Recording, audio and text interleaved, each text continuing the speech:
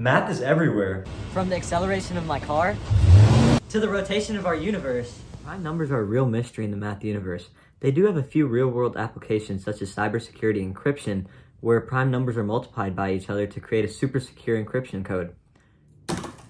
Dang nabbit, looks like I'm not robbing that bank today. Another example of prime numbers in the real world is the Magicicada insect. Depending on the species, this insect has either a lifespan of 13 or 17 years, both of which are prime numbers. Although odd, this specific lifespan allows them to avoid their predators effectively.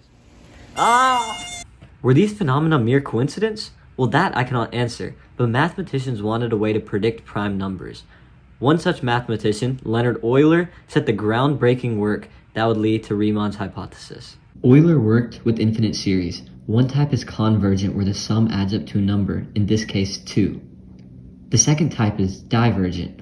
In this case, the sum doesn't add up to a number. It can reach infinity or negative infinity or simply not exist. One of Euler's odd accomplishments was finding the convergence points for these specific series.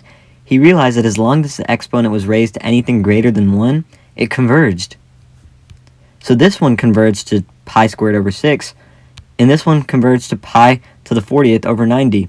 Although that doesn't matter, it helped us form what would become the zeta function. Using those converging series, Euler was able to come up with the general function known as the zeta function, which described this phenomena. Since the exponent had to be greater than 1, the domain also is greater than 1. And here's a simpler version as well. As you can see, there's a summation describing all the sums from 1 to infinity. Leonhard Euler, his zeta function was useless, so I used complex numbers and used analytic computation to extend his domain. I made his boring graph pretty. In simpler terms, Riemann combined imaginary numbers with complex numbers and was able to graph them.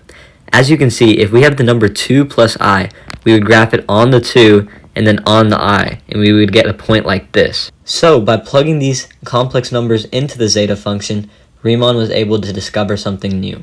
So by combining complex numbers with the zeta function, Riemann was able to come up with this beautiful graph. There was only one problem.